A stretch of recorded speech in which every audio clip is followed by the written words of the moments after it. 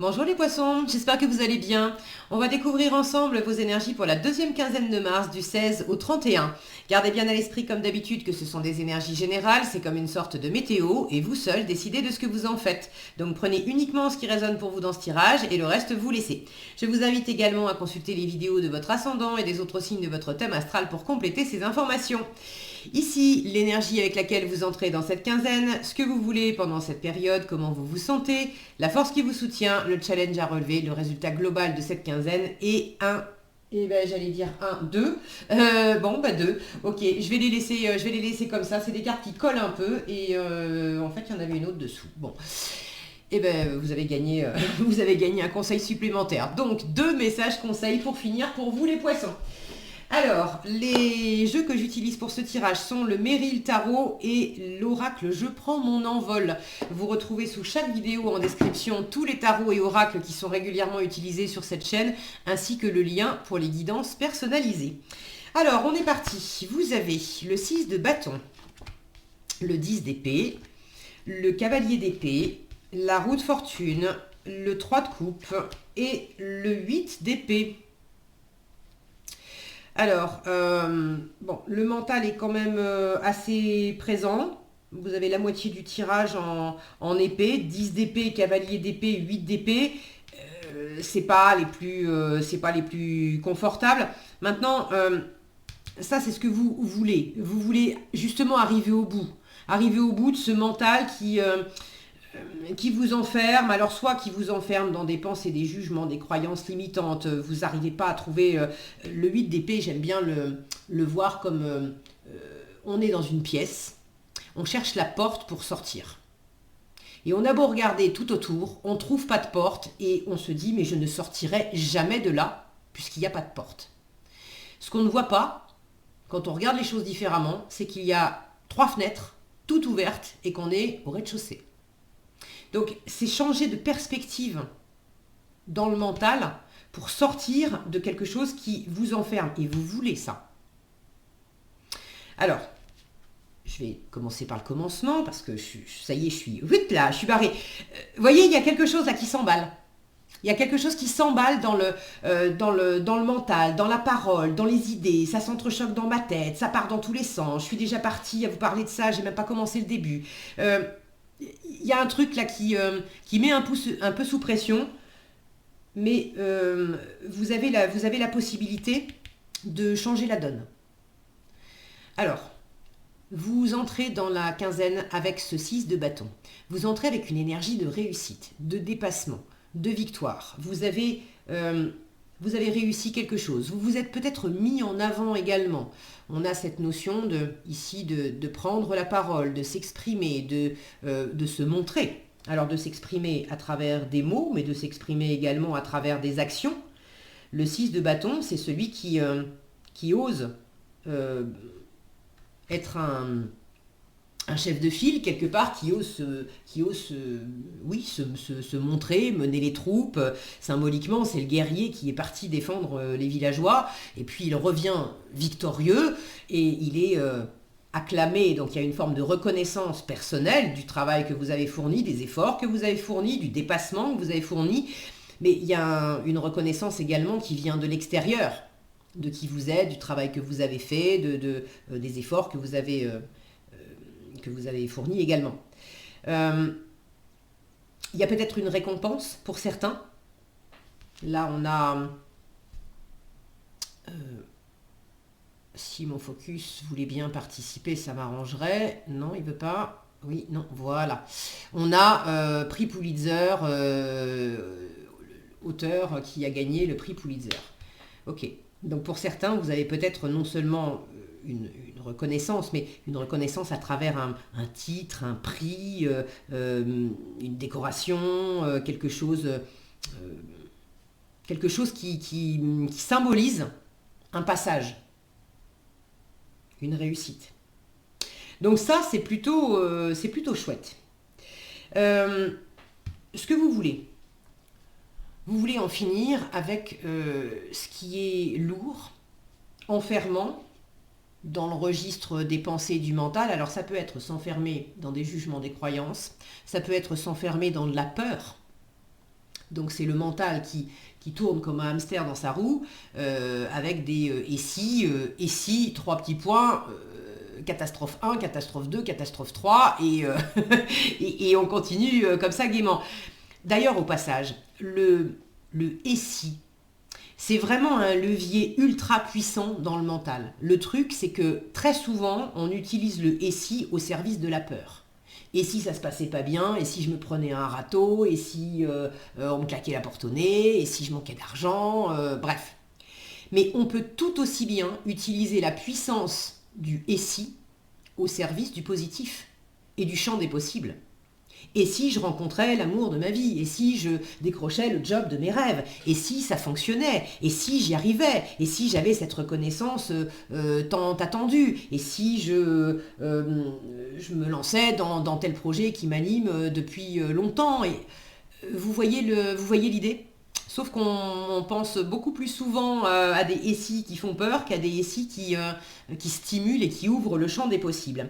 Donc, pour sortir de ce 10 d'épée, puisque c'est ce que vous voulez sortir de cet épuisement mental, soit parce qu'il y a trop d'insécurité, soit parce qu'il y a trop de pression. C'est pas nécessairement que vous êtes insécure, mais vous vous mettez de la pression, vous réfléchissez trop, les il faut, les je dois, vous voulez être partout à la fois, vous réfléchissez à 15 trucs en même temps, vous avez 1000 idées à la seconde, alors c'est bien joli, mais 1000 idées à la seconde, et d'une, c'est épuisant, et de deux, dans la matière, ça sert à quoi d'avoir 1000 idées à la seconde si on ne peut pas les concrétiser? Ça revient à essayer de courir plusieurs lièvres à la fois, et comme dit l'adage, au final, on n'en attrape aucun.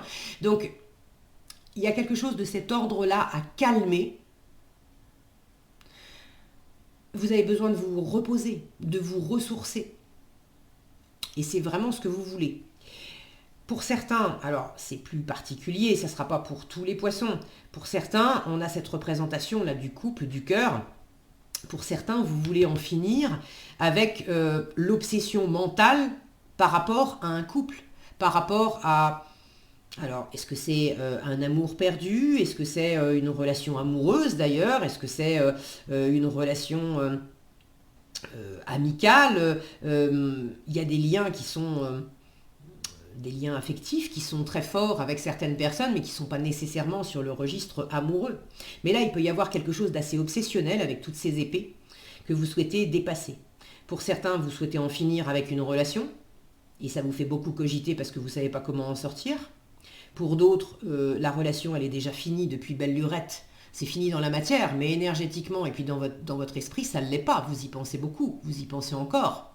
Et vous voulez justement couper court avec ça. Pour d'autres encore, c'est pas nécessairement d'en finir avec la relation en elle-même, mais c'est d'en finir avec des modes de fonctionnement entre vous qui vous fatiguent. Vous voulez passer à autre chose.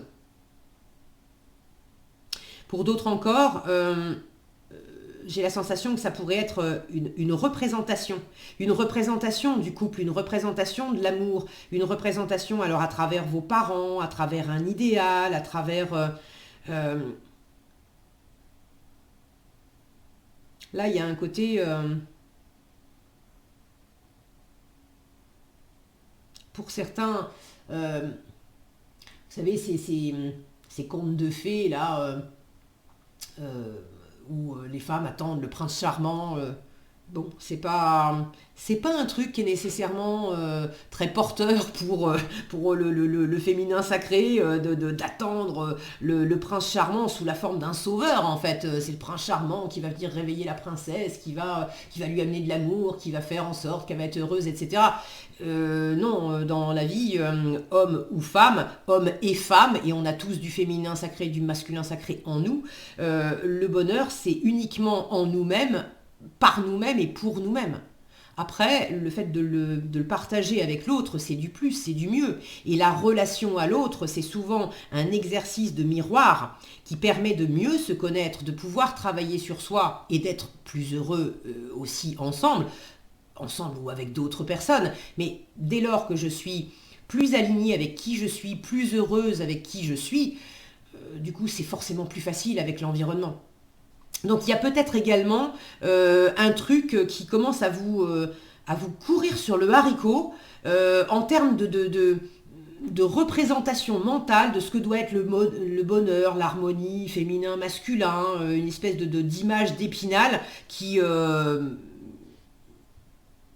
finalement est à votre détriment, fonctionne pas. Ok, en remettant de côté l'aspect amoureux, etc., avec le 10 d'épée, attention pour certains, avec le 10 d'épée, on peut quand même être dans de la dépression, du burn-out, des choses comme ça. Donc, pour ceux qui se sentent extrêmement épuisés, alors moralement, mais également physiquement, bon, vous avez besoin de repos. En challenge, j'ai un 3 de coupe qui m'indique que vous avez du mal à prendre des pauses, vous avez du mal à prendre du bon temps, à vous réjouir, à avoir des amis, alors des amis, de la famille, ou même des nouvelles personnes, mais un moment sympa, agréable, où on fête quelque chose, ou sans nécessairement fêter quelque chose, on prend du bon temps parce que c'est la récré, c'est la petite pause, c'est le moment qui fait du bien. On pense à rien. Justement, c'est bien là que c'est bien là le petit caillou dans la chaussure pendant cette quinzaine. C'est pas facile de penser à rien, c'est pas facile de se détendre, c'est pas facile de prendre des pauses, c'est pas facile aussi de quelque part être dans cette légèreté. Il y a une forme de superficialité dans le 3 de coupe. C'est pas facile d'être dans cette légèreté, dans cette superficialité, parce qu'il y a quelque chose de très raide et de très sérieux qui vous enferme et surtout qui vous fatigue. Donc, en force, on vous invite à faire tourner la roue, à changer. C'est pas en faisant toujours la même chose que vous allez avoir un résultat différent. Donc, pour ceux qui se connaissent quand même un petit peu, et je vous souhaite au plus grand nombre de vous connaître quand même un minimum, et puis surtout d'en finir, de jamais en finir de vous découvrir, parce que c'est, à mes yeux, c'est le plus beau chemin qui soit, d'aller à la rencontre de soi-même, et puis il y a guère que cette rencontre-là qui soit la plus... comment dire, j'allais dire la plus vraie, les autres aussi sont vrais, mais quand on rencontre les autres, finalement, pour moi, c'est une espèce de boule à facettes, et à travers les rencontres avec les autres, en fait, c'est toujours soi qu'on rencontre. Donc, là, il y a le fait de changer la donne, de changer les façons de voir qui vous enferment, qui vous épuisent. C'est pas en continuant de les reproduire que vous allez vous sentir mieux. Donc en force, on vous dit, change ta perspective, ton point de vue, et tu vas avoir de nouvelles options. Change la pression que tu te mets, change les jugements, les croyances que tu t'infliges à toi-même, et puis ça va devenir plus léger. Change les actions, les comportements, les paroles aussi que tu as envers toi-même, que tu as envers l'autre ou les autres. Et tu vas avoir également un résultat différent. Pour ceux qui sont dans une relation particulière qui les fait souffrir, où il peut y avoir un côté obsessionnel, la roue de fortune peut parler de karma. Et là, vous l'avez en force. Donc, il y a un dégagement possible d'une relation karmique. Si ce n'est pas vraiment une relation karmique, ou si la notion de relation karmique ne vous parle pas, prenez ça à votre sauce. Mais ça vous dit que vous avez la possibilité... ces 2-10 d'ailleurs, de boucler quelque chose, il y a quelque chose à comprendre dans un mécanisme qui se reproduit depuis trop longtemps dans cette relation ou à travers des relations, dans la relation à l'autre, qu'elle soit amoureuse, qu'elle soit amicale, peut-être même dans la relation à vous-même. Qu'est-ce que vous reproduisez depuis longtemps qui vous a enfermé, qui vous a blessé, qui vous a fait du mal, qui vous a porté préjudice, qui a saboté des relations ou des bonheurs. Et vous avez la possibilité d'en sortir, de faire autrement. Avec la roue, on boucle un cycle. On comprend une leçon et on termine une leçon.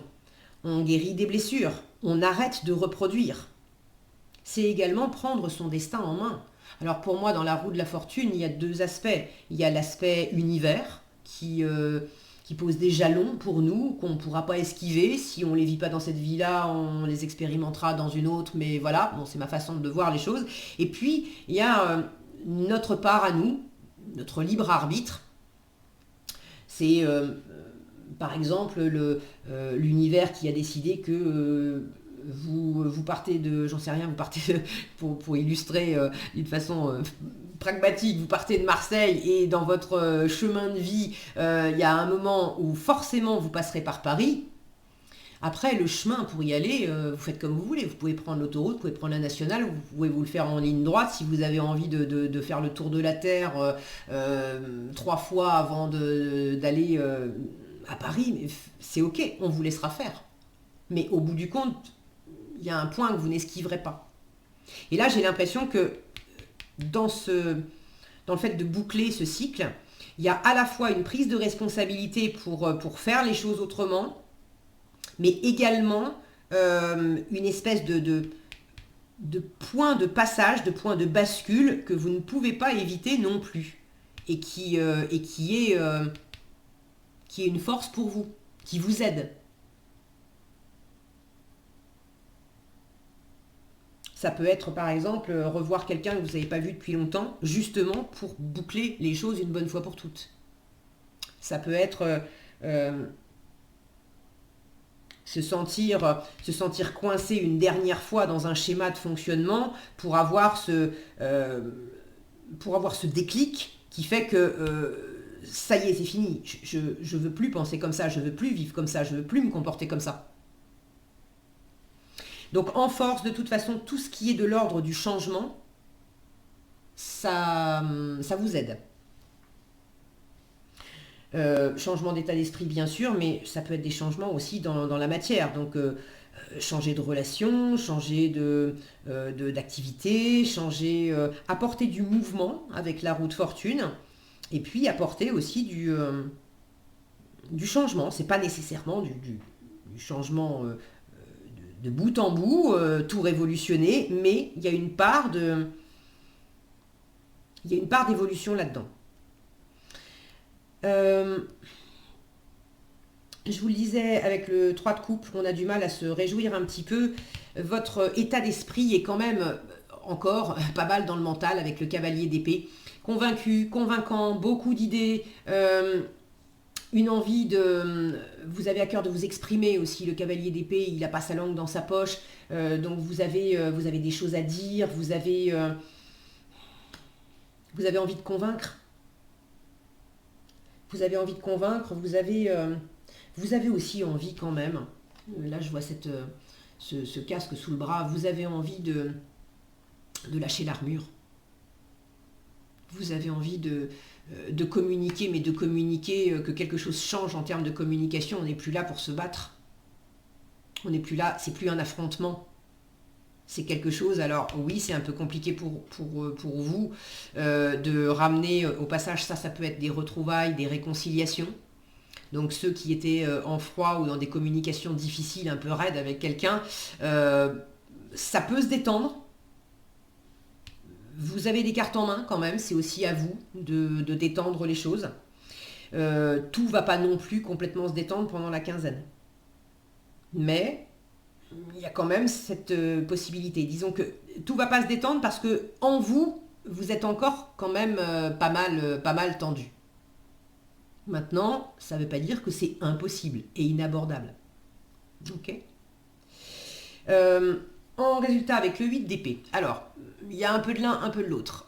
En résultat, vous pouvez encore vous sentir limité, coincé, à être dans une forme de confusion, à pas avoir de visibilité pour l'avenir, pour faire des projets, de pas trop savoir où ça va, de vous sentir un peu empêché justement de boucler quelque chose, de vous libérer de quelque chose, d'avoir l'impression que vous ne pouvez pas profiter, vous n'avez pas le droit de vous octroyer un moment de vacances, de respiration, etc. pour X ou Y raison. Ça, c'est uniquement des pensées qui vous limitent, hein. C'est pas la vérité. Mais de vous sentir encore enfermé dans certaines représentations comme ça qui ne vous servent pas trop. Et en même temps, le 8 d'épée, c'est également le lâcher prise par rapport à tout ça. Donc, J'ai la sensation que vous êtes un peu dans un entre-deux. Je vais recouvrir quand même ce 8 d'épée là pour pas vous laisser avec ça. Alors ce 8 d'épée, c'est quoi pour les poissons du 16 au 31 mars? Pas mal. 9 de coupe, donc c'est plutôt du lâcher prise. On arrête de s'empêcher de prendre soin de soi. Le 9 de coupe, la réalisation des rêves, on prend soin de soi, on se chouchoute, on se fait du bien, c'est par moi-même, pour moi-même, je m'apporte tout le bonheur dont j'ai envie, dont j'ai besoin, que je mérite, et je sais que je mérite.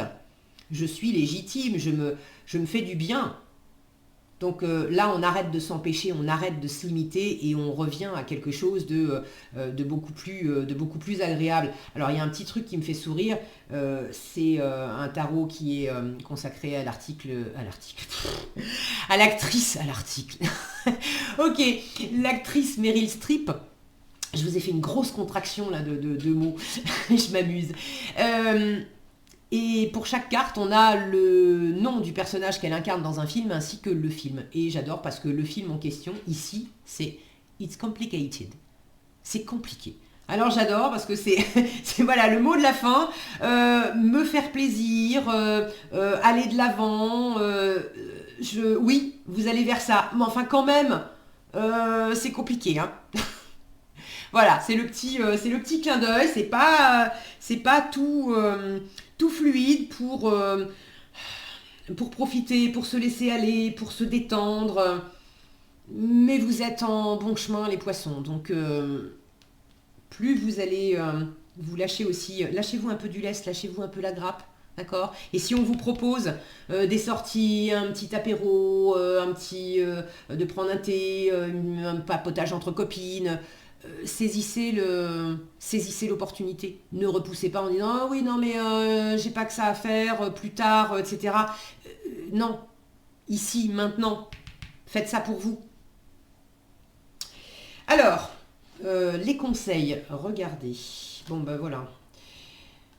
Ouvrez-vous aux véritables rencontres et il est temps de décompresser. On peut pas mieux dire et mieux faire, hein. Chaque rencontre que vous faites constitue un rendez-vous avec vous sur le chemin de votre évolution. Apprenez à mieux vous connaître dans chaque miroir que la vie vous tend. Je vous en ai parlé des miroirs tout à l'heure. Il est temps de décompresser. Là aussi, la pression, elle est suffisamment présente dans votre tirage. Donc, ça ne peut pas être plus clair. Je pense que le message, il est passé. Maintenant, vous en faites ce que vous voulez. Prenez le temps de vous arrêter et de vous demander si la pression sert réellement votre évolution. L'image est parlante, ok?